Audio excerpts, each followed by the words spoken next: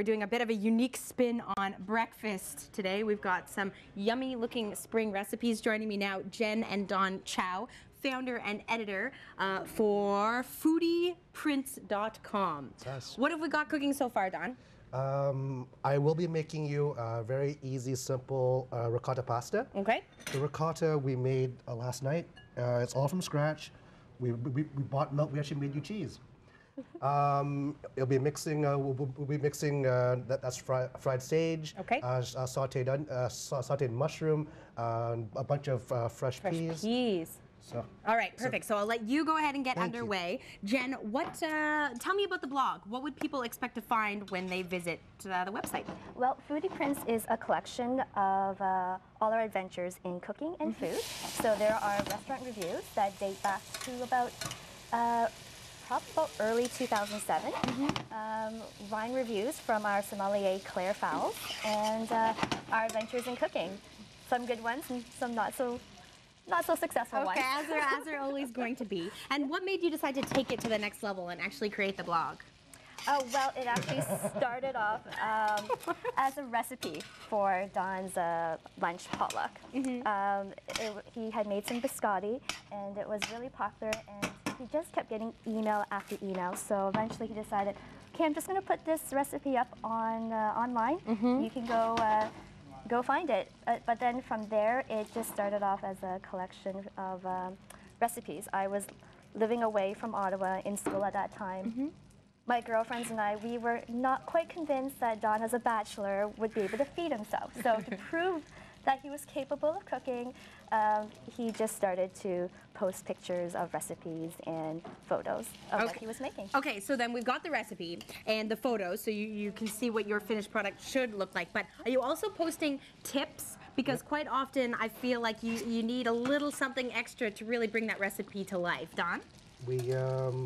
We have everything from Asian twists to a lot of the dishes that we make. You take a look over to your left, we have deviled eggs. Okay, so before I get you to tell me how you prepared the deviled eggs, I noticed that you just took a little bit of the pasta water and actually mixed it in. What were you doing there? The pasta water is full of starch because when you cook your pasta, a lot of the starch comes off the pasta. Yes. So if you add the pasta, some of the pasta water back, which is a secret that a lot of Italian kitchens use, it'll thicken up and make a really nice sauce. Oh, I didn't know that. Here I am just dumping the drained water into the sink. Okay, so then how do we prepare these deviled eggs? What makes them a little bit different? So these are hard-boiled eggs.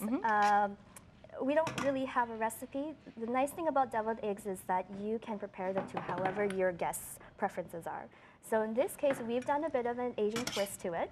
Rather than using just regular mayo, we've put in some Japanese mayo, which is available for purchase anywhere along Somerset or at the TNT. Yep. And the difference between typical mayonnaise and Japanese mayo? Apple cider vinegar. Apple cider vinegar. Okay. And there's a little bit of sesame oil, so if you want, you can even try a little bit of this. For sure. Okay. So there's a bit of a different tanginess. Yes, so a little bit tangy than probably your typical mayo. But so we've added the Japanese mayo to the yolks, a little bit of minced leaves. And why is the bacon gigantic? Are you using? So we made our own bacon. It's a little spicy. So this is a freshly sliced pork belly that we've marinated in some Korean chili paste, just to give it a bit of a kick. But you can use just regular store-bought smoked bacon. That will work just fine too. That is good. So, and also to take it up to another level of heat, we crushed some sriracha peas. So this is sriracha peas? Yes. Or you could get wasabi peas. So they're dried pea snacks, and they're covered. This one's covered in sriracha, which is a hot sauce. Yes, it is. Those are good. Okay, the pasta looks delicious. Perfect. Okay, so if people are looking for more information, what is the address for the blog?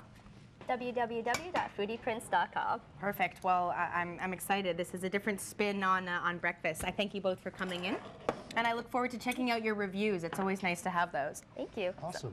So let's just move got 2 forks. Perfect. Okay, head to foodieprints.com for all of the information.